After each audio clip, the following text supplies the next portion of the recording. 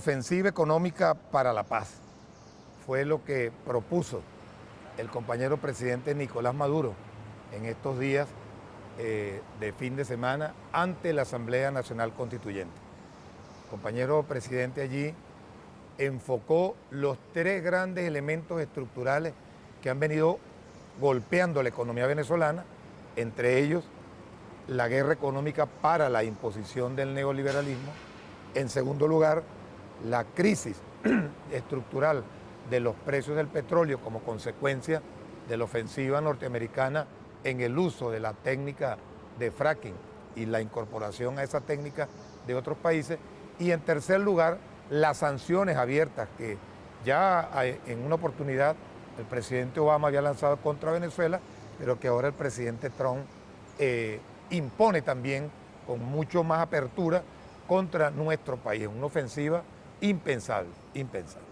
Todo eso se presenta, todo eso surge a la luz pública en el marco de una gran crisis global financiera, especialmente de las monedas, que ya lo veníamos trabajando en programas anteriores en torno a la obra de Jean Ricard sobre la guerra de las divisas.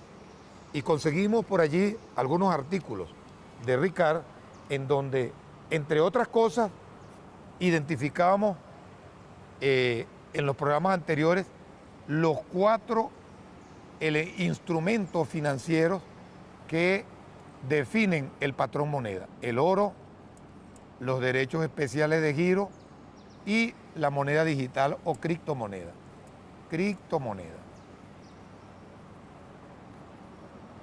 Estos cuatro elementos, el dólar, el oro, los derechos especiales de giro y la criptomoneda, son los referentes que en este momento están para el establecimiento del valor real del dinero en cada país.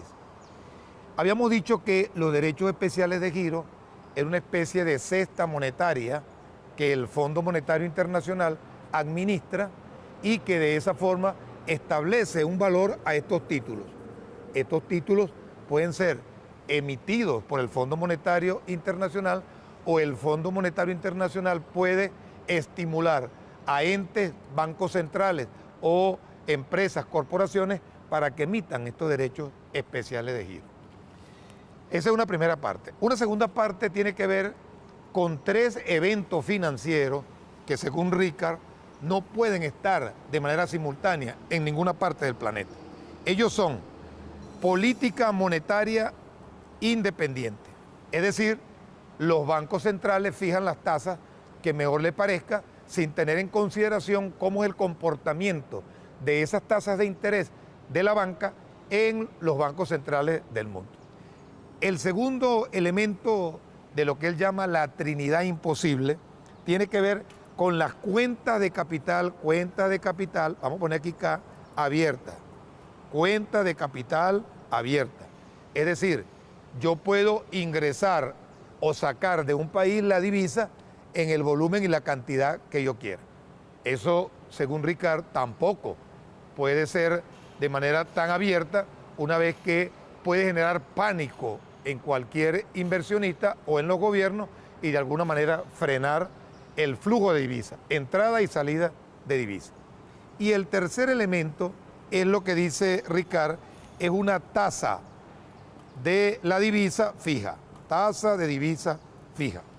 Es decir, yo anclo mi moneda a un valor fijo de la divisa de referencia. En este caso, la mayoría de los países usan el dólar, si fuese el DEC, el oro, etc.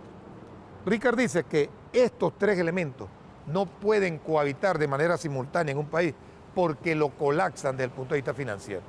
Sin embargo, dice, la aplicación de cualquiera de ellos puede de alguna manera brindar soluciones a problemas económicos para mantener los crecimientos y para mantener la estabilidad financiera.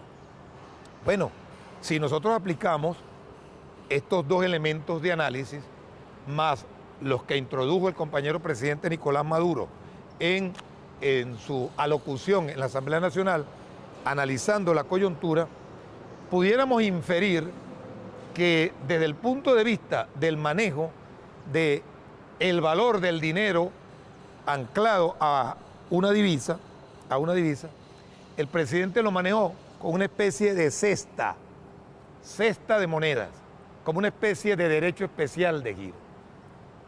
O sea, pudiéramos nosotros aquí especular, nuestro bolívar va a operar como una especie de derecho especial de giro, una vez que su valor real se va a dar sobre la base de una cesta que ya no es el dólar, que ahora vienen divisas como el yuan, monedas convertibles como el yuan, como el yen, como el rubro, como la libra esterlina, como el propio oro.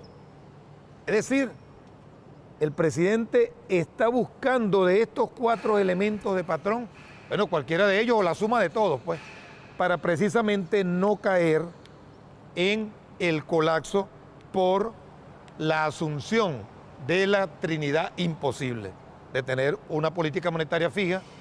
Ahí, dice Ricard, hay bandas donde se mueven las tasas de interés y señala que Venezuela y Zimbabue son casos excepcionales, indiscutiblemente que sí, porque Venezuela y Zimbabue son países que están sometidos a una guerra de hostigamiento financiero, de cerco financiero, de sanciones, de robo de la moneda, precisamente en el marco de la gran crisis que está viviendo el sistema dólar, el patrón dólar a nivel mundial, que cada día se devalúa mucho más, cada día pierde mucho más valor y cada día tiende a desaparecer como referente. No lo digo yo, lo dice este señor, que es un analista de la CIA, de la Central de Inteligencia Norteamericana, James Ricard, o Jim Ricard, en el año 2016.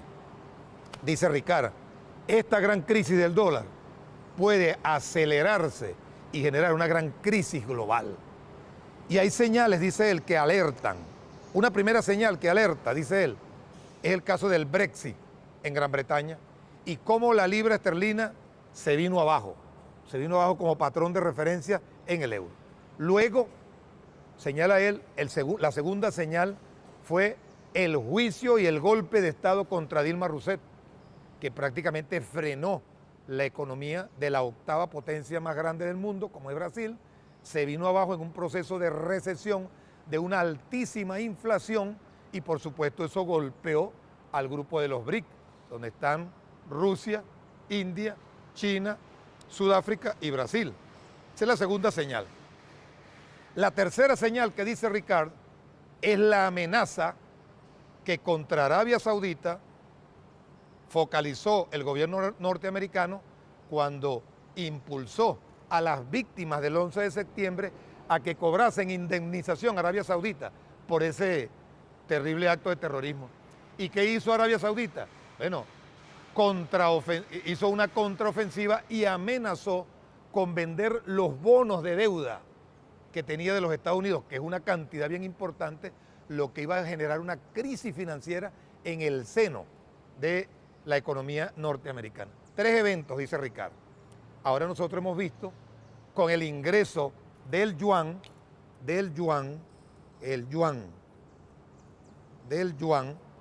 la moneda china, que es una moneda que va adquiriendo fortaleza, que va adquiriendo cada día más referencia en el mercado internacional, con el ingreso del yuan a la cesta monetaria que el Fondo Monetario Internacional establece para el valor de los DEC, con esta presencia, entonces es una señal también, y la compra importante de volúmenes de oro en el mundo para soportar su economía es una señal importante que definitivamente esta crisis va a ser inevitable. ¿Cuándo va a ser?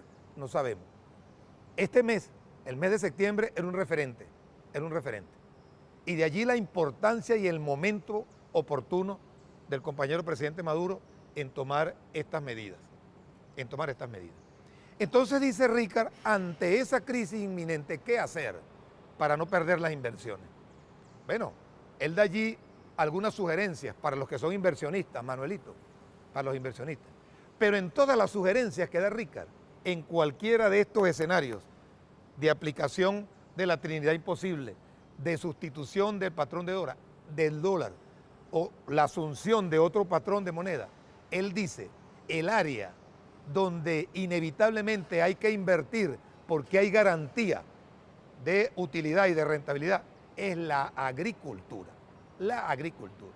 Porque la agricultura no se devalúa. La agricultura cada día adquiere mucho más valor. Nuestro pueblo y los pueblos del mundo nunca van a dejar de comer ni de ingerir alimentos, sobre todo alimentos sanos. Por lo tanto, la producción de alimentos es la actividad económica, financiera, productiva de mayor rentabilidad y de mayor oportunidad. De allí que la idea nuestra el día de hoy de mostrar esta planta y así como en épocas pasadas también mostramos experiencias privadas muy buenas, muy exitosas. Esta es una planta que se ha venido recuperando de manera progresiva y que tiene una meta importante en el marco del plan de la contingencia soberana para la agricultura, de alcanzar la soberanía en la producción de estos equipos. Me decía el ingeniero Luis Barbela que casi el 80% de estos equipos los podemos producir en el país. Ahí tenemos los instrumentos, las cortadoras de plasma, los equipos electrónicos computarizados para torno y para fresado, los equipos de doblaje, todo. Y además el talento humano y el compromiso. O sea, que aquí hay posibilidades de inversión pública y privada. En el caso particular de esta planta, ya hemos hecho un presupuesto para relanzar su producción, no solo de cosechadoras, sino también de tractores y de otros equipos e implementos agrícolas. Independientemente que algunos productores o algunas corrientes de la agricultura son negados al tema de la mecanización, sin embargo la mecanización es imprescindible todavía, hasta que logremos alcanzar los mínimos usos de labranza, los mínimos usos de labranza. La otra inversión importante, bueno, en la siembra y en la industrialización del producto agrícola. Por eso nuestro empeño en ese plan de contingencia, en primer lugar, de rescatar toda esa inversión que el comandante Chávez en su momento, fue visionario Chávez, sembró en Venezuela. La planta madre o el complejo metalmecánico agroindustrial de Anaco, por ejemplo, que es una réplica de este galpón pero multiplicado por 50. Multiplicado por 50. O sea que allí pudiéramos tener 50 fábricas de esto. El complejo agroindustrial Abreu de Lima, la planta madre Guanaguanare, la planta madre de Villa de Cura. Es decir, toda una cantidad de equipamiento que hay en el país con su procura, los centrales etanoleros, listos para arrancar con una pequeña inversión en donde el compañero presidente, en una de las iniciativas que propuso para el relanzamiento, el resurgimiento de la economía socialista bolivariana, fue precisamente la producción. Y como pudieron apreciar, focalizó su esfuerzo en la agricultura. El motor de los motores, pues la agricultura. ¿Por qué? Bueno, aquí lo dice Ricard. Lo dice Ricard. Y no solo porque lo diga Ricard, es que Venezuela tiene una enorme potencialidad para la agricultura. Tenemos alrededor de 20 millones de hectáreas en la actividad agrícola, 17 millones en la actividad pecuaria y alrededor de 3 millones en la actividad vegetal. Y tenemos un potencial de 10 millones de hectáreas adicionales para impulsar la producción. Es decir, que podemos llegar a 30 millones de hectáreas en tierra firme para la práctica agrícola, sin contar lo que tenemos en la plataforma continental, que fácilmente puede ser adecuada también para la acuicultura y la piscicultura, porque es factible también, es factible, o lo que tenemos en nuestros embalses. Es decir, tenemos un enorme potencial para convertir a Venezuela en el gran productor de alimentos del continente suramericano, del Caribe y de otras partes del mundo, ¿por qué no? Y ahora mucho más cuando se abre la oportunidad de transar en monedas como el yuan, como el yen, como la rupia, como el rublo, como el euro, en distintas monedas, y además de ello, atraer, yo me imagino, acá en Venezuela la gente de Tata, de la India, produciendo tractores Tata, que son uno de los mejores del mundo, y además muy baratos, de atraer inversión de esos países asiáticos para que esos 30 millones de hectáreas que tenemos para la agricultura sean una realidad en el corto plazo y atiendan de manera expedita esa crisis financiera que según Ricard pronto pudiera venir. Cultivando Patria.